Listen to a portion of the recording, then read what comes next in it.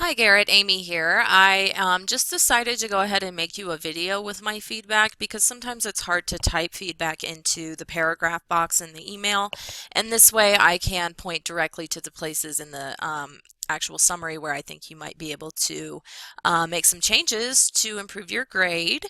I did find a few things. I think you have a good start, but right now you're focusing too heavily on the specific examples and pieces of evidence in the article and not enough on the overall argument and the main points that Johnson uses to support that argument.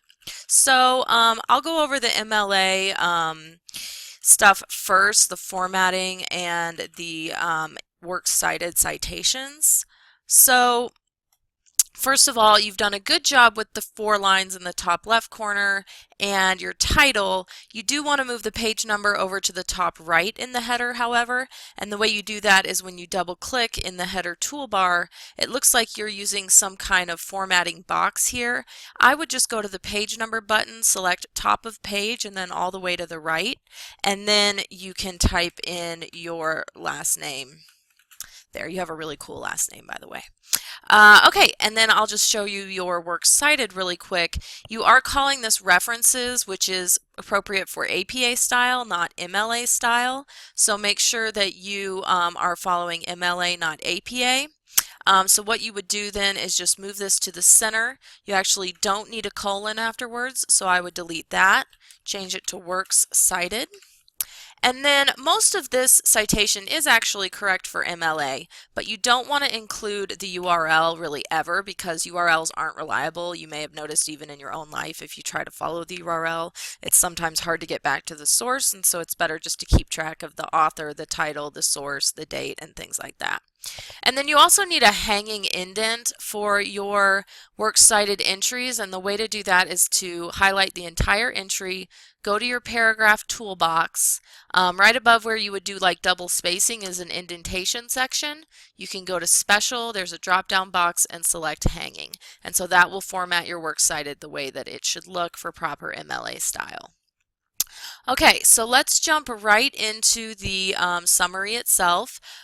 You do have most of the information, the necessary information to introduce the article here in your first sentence. However, you need to add the source title where it was published, which is Time magazine, and actually source titles go in italics and article titles go in quotes. So I would take all of this out of italics and put quotes around it instead. And then I would add that it was published in Time magazine, you know, maybe down here, written by Stephen Johnson on May 10th, 2010, or written by Stephen Johnson and published in Time magazine.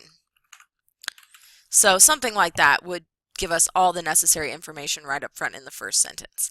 And then we can jump right into what I said earlier was my primary concern for the draft at this point, which is that you are still focusing too heavily on specific pieces of evidence or examples that he uses and less on his overall argument. So I want to point out here that Jeff Jarvis is not the argument that he's trying to make. Jeff Jarvis is just one example of someone who engaged in a phenomenon that is exemplary of one of his points that supports his overall argument. So there's a lot of layers here, and just focusing on Jarvis kind of goes to the bottom layer as opposed to getting at the big picture of his overall argument, and then the middle layer, which are the individual points that he uses to support that argument. So I mean, I want to bring the article up right here just so you can see kind of what I'm talking about. You know, for example, I know that Jeff Jarvis is what he talks about, you know, initially the very first thing in the article, but that's not necessarily going to be the best place to present your overall argument. This is kind of where he's using Jarvis as an extended example to hook the reader's interest. And sometimes a better strategy is to go all the way to the end of the article to look for the overall thesis, because usually writers will sum it up there. You know, he says, we're learning to draw the line between the extremes of sharing and not sharing. It's a line that each of us will draw in different ways. That we get to make these decisions for ourselves is a step forward. but it's going to take some time to learn how. And so I think really you also have to look at the title too. The web is making us more intimate strangers. Why going public can be a civic good. He says in praise of oversharing. And so I think really he is trying to make an argument about the fact that sharing information or releasing some of that privacy online can be a good thing as long as we learn to do it in an ethical way and in a way that is comfortable for each of us. You can't really, I think he's saying you can't really assign the same rules to every single person because it's something that everybody has to define in their own way. So that would be the overall argument, and then the supporting points would be things like why he thinks this is a good thing. So he says why it can be a civic good. Well, why does he think it can be a civic good?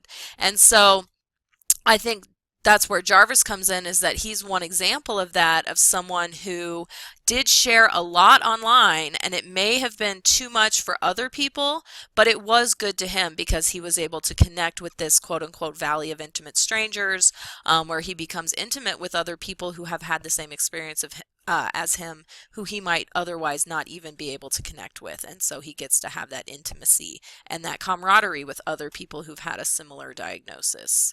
And so that's pretty much how all the examples in the article work. You know, if you see some kind of factual example like Jarvis, or the CUNY example as well, you want to then think about, well, what point is he trying to make based on this example, and then how does that point fit in with his overall argument, which is that sharing online can be a good thing as long as we learn to negotiate it in an ethical and safe way, or something along those lines. So going back to your summary, you know, you say here at the end of the first paragraph, Johnson felt as if his blog might cause an uprise of too much information given to the public.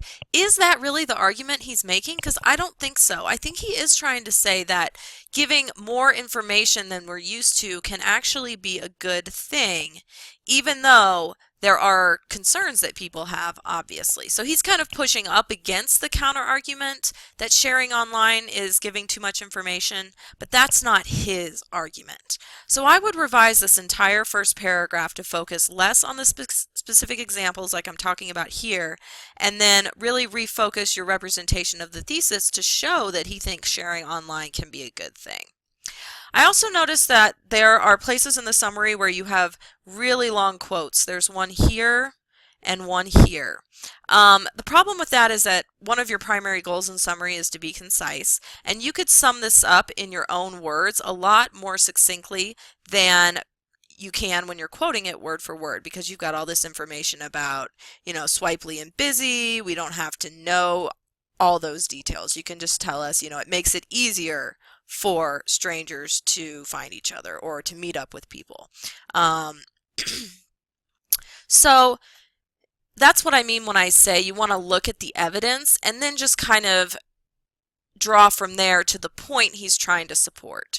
So for example here, you know, you're talking about these constant updates about what people have for breakfast.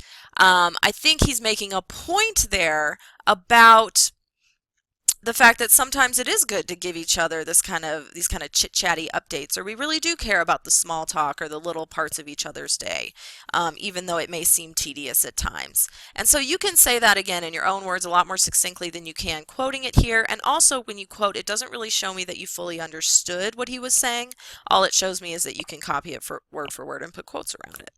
And then again, for MLA style, you don't need the source inside the parenthetical, just the author's name, and you can put it in the sentence using an author tag instead. Either way is fine.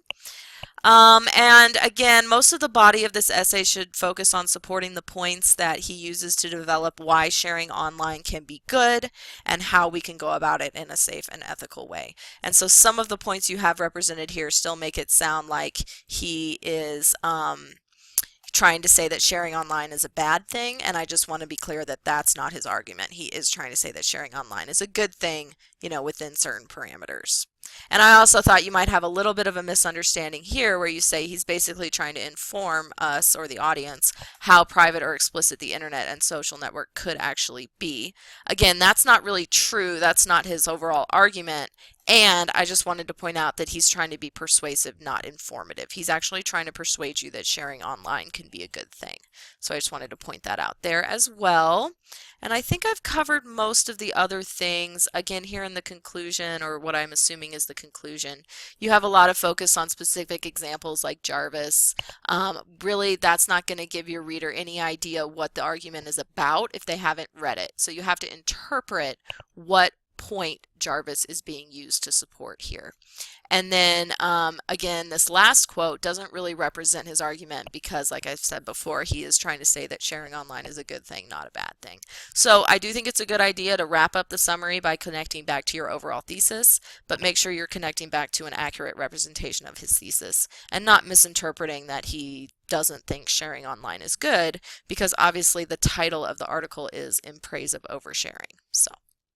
And then we already talked about the works cited, so I'm sorry that you didn't get any feedback. Please do double check and make sure that everything uploads correctly before you walk away from the discussion for a couple of days, because as we see, that can really prevent you from getting good and valuable feedback, and I would hate for that to happen again. So let me know if you have any other questions. Thank you.